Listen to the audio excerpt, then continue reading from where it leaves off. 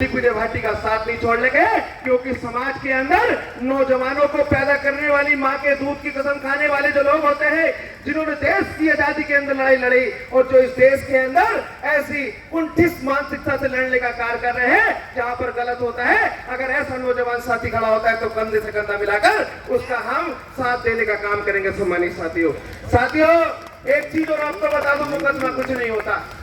क्रांतिकारी लोगों के लिए मुकदमा कुछ नहीं होता। मुकदमा ऐसा होता है जैसे मम्मी ने पापा को डांट दिया हो, मम्मी ने पापा को डांट दिया हो। क्रांतिकारी लोग तो जेल जाते हैं।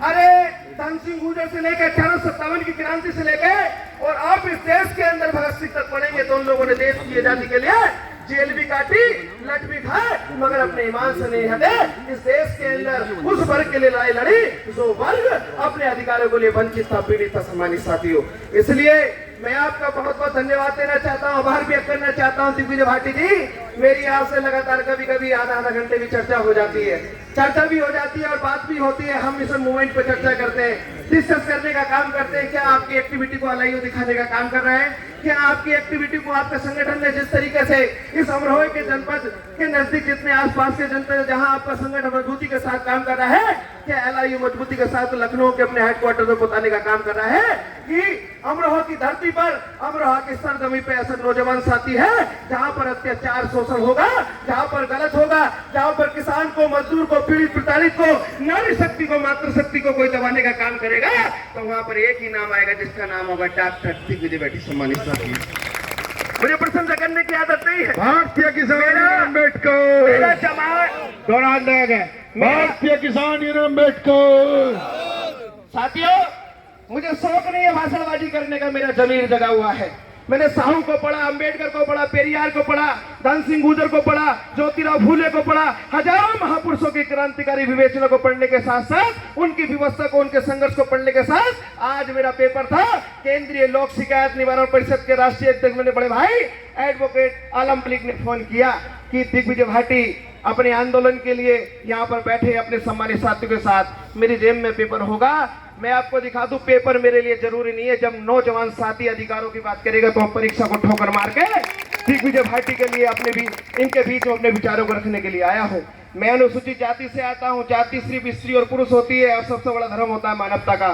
जब कोई व्यक्ति मानवता का काम करेगा तो संपूर्ण जनपद के अंदर जितने भी SC ST OBC के लोग हैं कंधे से कंधा मिलाकर ईंट से ईंट बजाने का काम करेंगे।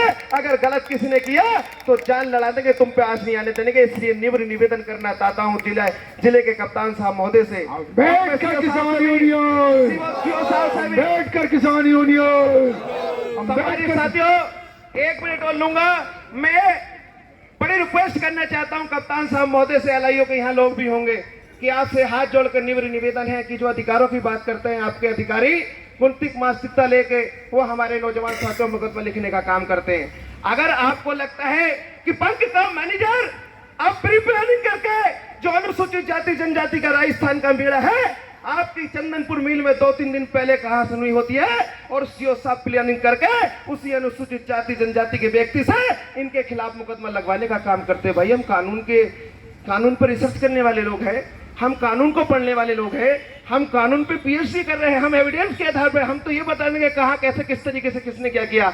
आप प्री प्लानिंग करके हमारे नौजवान साथी को फंसाने का काम कर रहे हैं, गलत है। आपको अगर वो फैसला लिख के दे रहे हैं तो उसमें FIR लगानी चाहिए, मुकदमे खत्म करने चाहिए और दिग्विजय भाटी के खिलाफ जो गलत तरीके की सूचना के माध्यम से मुकदमा हो उसे कैंसिल करना चाहिए। ये मेरा आपसे निवेदन है। जिला प्रशासन का दिल में हम सम्मान करते हैं, इज्जत करते हैं। कप्तान साहब से रिक्वेस्ट है, CO साहब से रिक्वेस्ट है और इस देश के अंदर जो डबल इंजन की सरकार है, देश में प्रधानमंत्री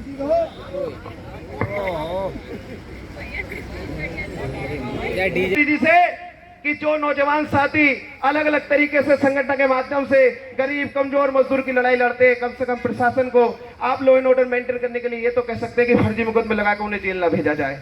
आपको डरने की जरूरत नहीं है, जेल की बात आ जाएगी। मैंने कहा ना, मुकदमे तो ऐसे जैसे मम्मी ने पापा को डांट दिया हो। क्रांतिकारी लोग जेलों से पैदा होते हैं, वे जेलों से पैदा होते हैं क्योंकि डॉक्टर बाबा साहब अम्बेडकर ने कहा था कि गीदड़ों की जिंदगी जीने से बेहतर है एक दिन आप शेर की जिंदगी जी के मर जाओ। इसलिए मैं अपनी बात को खत्म करते हुए एक बात के साथ मैं अपनी बात को विराम देना चाहूंगा।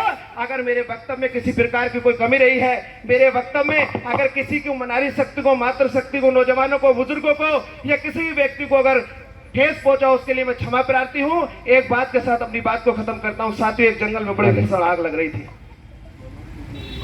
भीषण आग लग रही थी। उस जंगल के अंदर एक पेड़ था। उस पेड़ पे गोरैया बैठी हुई थी और वो गोरैया क्या काम कर रही थी? उस जंगल के पशु पक्षी एक स्थान से दूसरे स्थान पर भाग रहे थे, तो वो गोरैया उस जंगल के करवट में एक पानी का टैर था, तालाब जिसे जोड़ बोलते हैं। तो वो गोरैया बार बार जाती है और चोंच में पानी भर के लाके जंगल की आग में डालने का काम करती है। वो बार बार जाती है, चोंच में पानी भर के उस जल्दी आग में डालने का काम करती है। तो वो जंगल के पशु पक्षी उसके पेड़ के नीचे अजगर भी रहता है और वो अजगर कहता है, क्यों रे गोरैया, क्या तेरे चोंच में पानी भर के लाने से जंगल की आग बुझ जाएगी? क्यों रे गोरैया कि बार बार चोंच में पानी भर के लाने से इस जंगल की भीषण आग को तू बुझा सकती है? तो उस गोरैया ने जवाब दिया। उस गोरैया का जवाब बंटी राजौरिया का समझना, उस गोरैया का जवाब मेरे बड़े भाई दिग्विजय भाटी का समझना। वो गोरैया कहती है, मुझे पता है मेरे भाई, मैं जानती हूं कि मेरे चोंच में पानी भर के लाने से जंगल की आग को नहीं बुझाया जा सकता। मुझे पता है कि बार बार पानी भर के लाने से, इस भीषण जंगल की आग में डालने से इसको नहीं बुझाया जा सकता। मगर जिस दिन इस देश का, जिस दिन इस जंगल का इतिहास लिखा जाएगा, जिस दिन इस जंगल का मुस्तकबिल लिखा जाएगा, तो मेरा नाम आग लगाने वालों में नहीं, आग बुझाने वालों में होगा।